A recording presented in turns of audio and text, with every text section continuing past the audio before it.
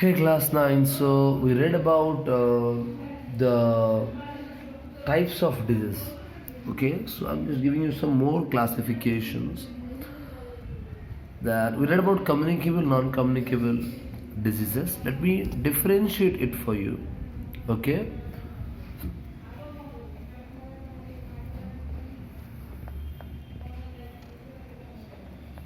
communicable, one second.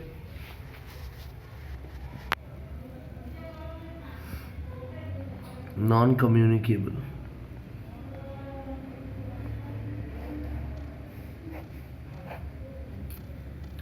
Okay, communicable means it transfers from an infected person to a healthy person.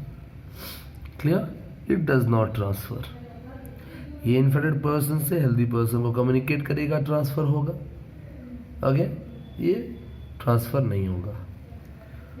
इसका transfer के लिए क्या हमको medium चाहिए.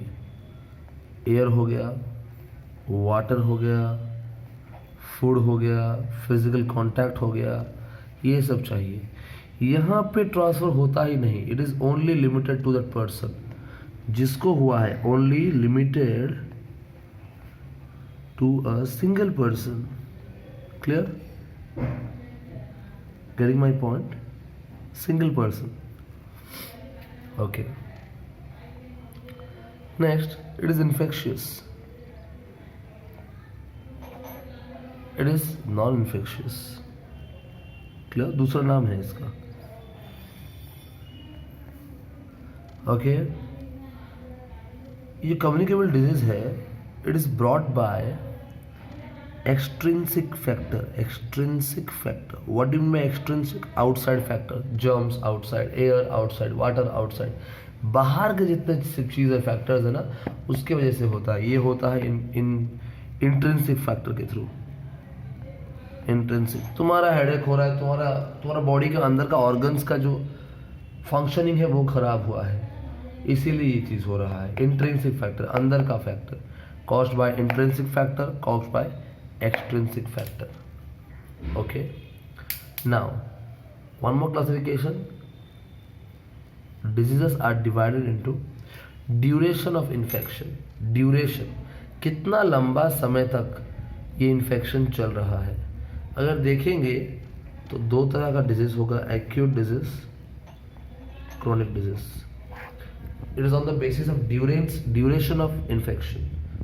अगर ड्यूरेशन छोटा है, यानी जो बीमारी है, डिजीज है, only for a short period of time, short period of time, then it is acute kind of disease. एक long period of time, it is chronic kind of disease. Clear? क्योंकि कम समय के लिए होता है, they don't have any means no long lasting effect. No long lasting effect. क्योंकि ये लंबे समय के लिए होता है, इसको लिख देंगे लॉन्ग लास्टिंग इफेक्ट. क्लियर? इसका नेगेटिव इफेक्ट बहुत कम समय तक होता है. तो हेडेक हो रहा है, 2-3 घंटा, एक दिन हुआ, घट गया, तो ये लॉन्ग लास्टिंग जाएगा. ये hypertension, cancer, heart disease, liver disease. Clear? Acute disease are easily curable. Easily curable. Malaria हुआ, 6-7 दिन में बुखार और ये सब कुछ प्रॉब्लम्स सॉर्ट आउट हो गया. लेकिन क्रोनिक डिजीज लॉन्ग टर्म, तुम्हारा tumour, cancer, high blood pressure, इसको और भी बोलते हैं हम लोग. हाई ब्लड प्रेशर का दूसरा नाम है hypertension. Clear? Called as hypertension. समझ में आ रहा है? Getting my point? एक्यूट क्या है, क्रोनिक क्या है. Okay, let's move on to a new topic. Signs and symptoms. Signs, symptom. Let me explain you. Let me give you an example.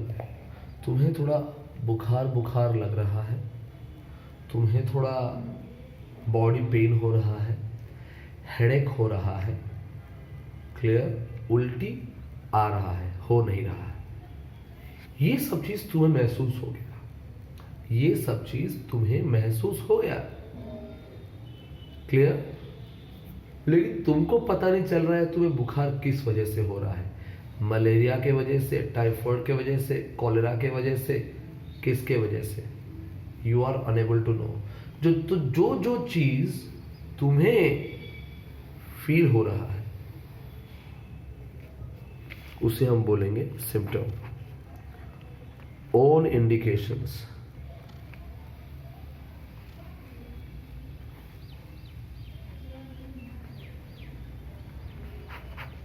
Own indications, clear. Symptoms ऐसा indications है जो हम खुद ही experience करते हैं। तो हेडेक हो गया थोड़ा सा, हाँ थोड़ा उल्टी लग रहा है, थोड़ा बुखार लग रहा है, we are able to know it, no problem.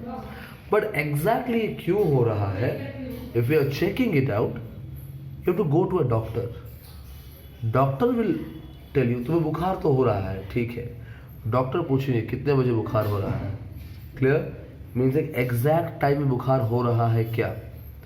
Like बुखार, मलेरिया का बुखार कुछ खास तरह का होता है, आज दोपहर 3 बजे हुआ है तो कल भी दोपहर 3 बजे होगा, परसों भी 3 बजे होगा, क्लियर। यहां पे वॉमिटिंग जो है वो मलेरिया के केस में सीवियर होगा। जब बुखार होगा बॉडी शिवर करेगा, यानी तुम्हारा बॉडी वाइब्रेट करेगा, ठीक है। तुमको तो लग रहा है बुखार हो रहा है, क्या बुखार इस समय हो रहा है, क्या बुखार के समय बॉडी शिवर कर रहा है, क्या वॉमिटिंग सीवियर हो रहा है, ये सब स्पेसिफिक चीज डॉक्टर चेक करेंगे और उन्हीं स्पेसिफिक इंडिकेशंस को हम मानेंगे साइन। जो कॉमन इंडिकेशन है, ओन इंडिकेशन या कॉमन इंडिकेशन है, दैट इज सिम्टम, जो हम महसूस करेंगे कि हमको पता नहीं चलेगा ये मलेरिया है, फाइलेरिया है, कॉलेरा है, टाइफाइड है, क्या है, क्लियर। लेकिन डॉक्टर जान पाएंगे।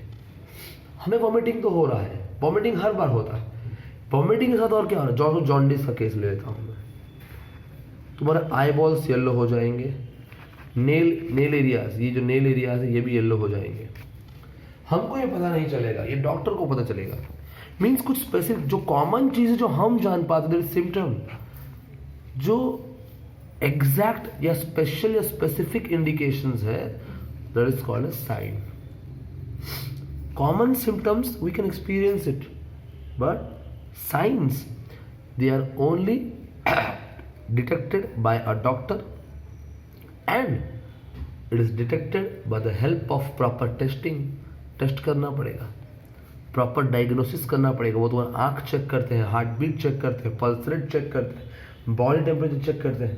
नॉर्मल फीवर में बुखार तुम्हारा जाएगा 103 104, मलेरिया का भी बुखार होगा वो तुम्हें हो जाएगा 107 108, फर्क है।